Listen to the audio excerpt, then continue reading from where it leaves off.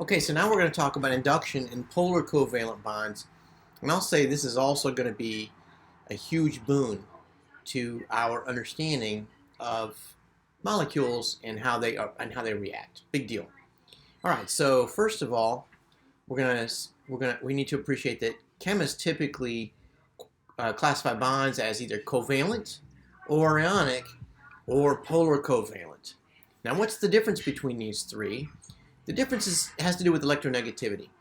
So electronegativity is defined as, where's my definition?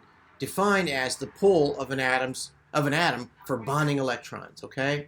That's the pull of an atom for bonding electrons. Where was that? Right here.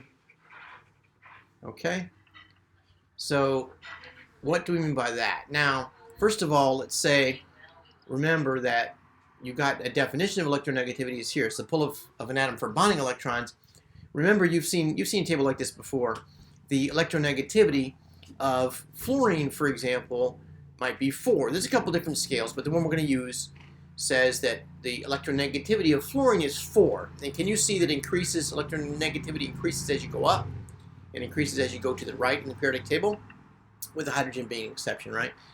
So if fluorine is 4 and it's bonded to oxygen, which is 3.5, which of those has a greater electronegativity?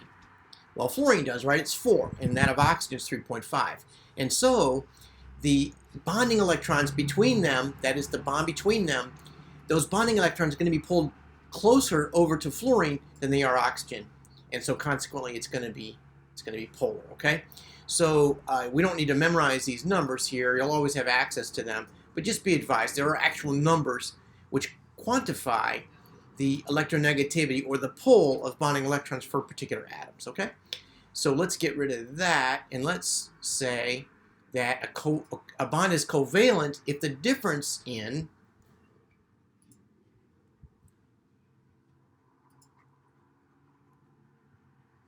electronegativities,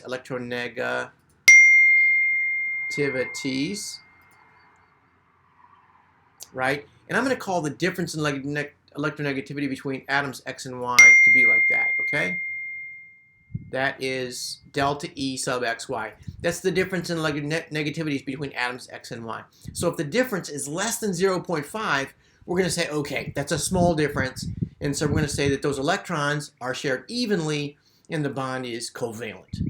Now, if the electrons are shared, if the difference in their electronegativity, which is, I'm going to say dxy, my wife's phone is hooked to my computer, so she's texting and I'm getting those texts there, so you can ignore those. If the difference in electronegativity between atoms X and Y is greater than 1.7, that's a big difference, then we would say that the bond is ionic. And you know what happens at that point, right? The atom with the bigger electronegativity, it wants those bonding electrons so badly, it simply steals them away from the other atom, and it becomes an ion, right? All right, now what if it's between those two? Let's go up here. If it's between those, if it's between 0.5, if it's greater than 0.5 but less than 1.7, then the difference in electronegativity, if that's greater than 0.5 and less than 1.7, then we would say it's polar covalent. All right? So in order to quantify that, we are going to look at electronegativities, and we're going to get a problem. Okay, so let me get rid of these here. Okay, and we'll look at a problem. Consider the structure of methanol and identify and show any partial charges that result in induction. All right, so in order to do that, let me go to red here. I'm already there. I'm going to say, all right, what's the electronegativity of carbon? Look at my table. Can you see it right there? It's behind that right there, but it says 2.5. You see it? Okay, so I'm going to write 2.5 there. What is the electronegativity of oxygen? Can you see oxygen right here? It's 3.5.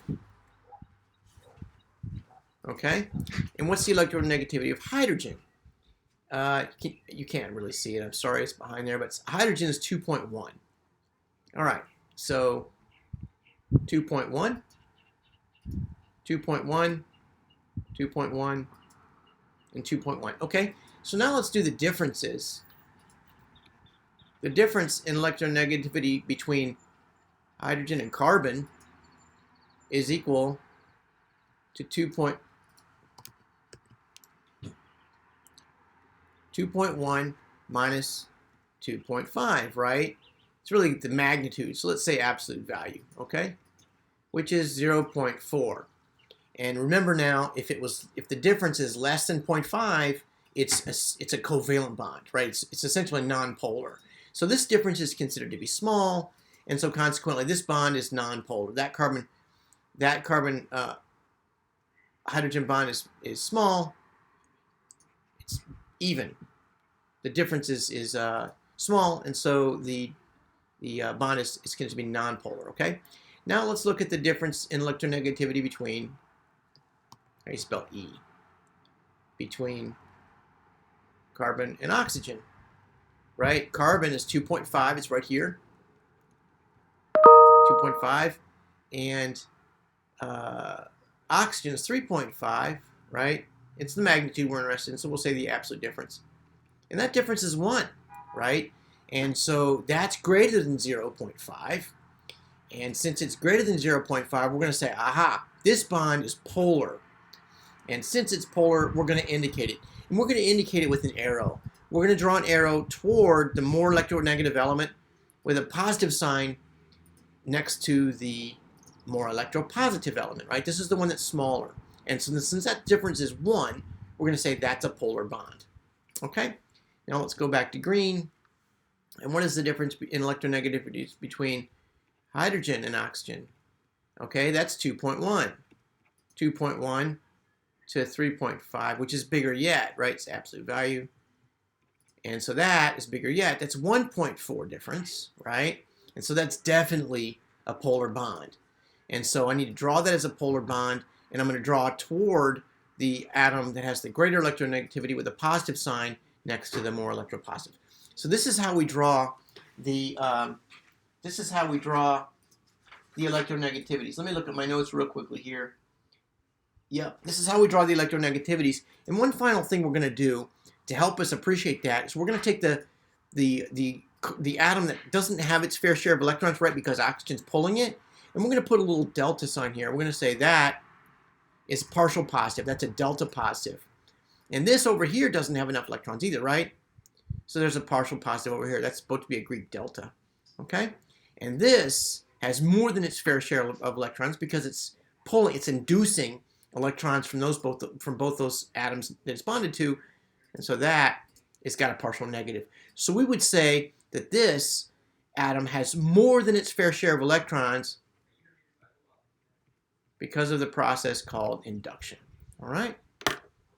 All right, so these notes are going to be super helpful to us as we look at molecules and structures and make predictions about what atoms are reactive and how they're going to react.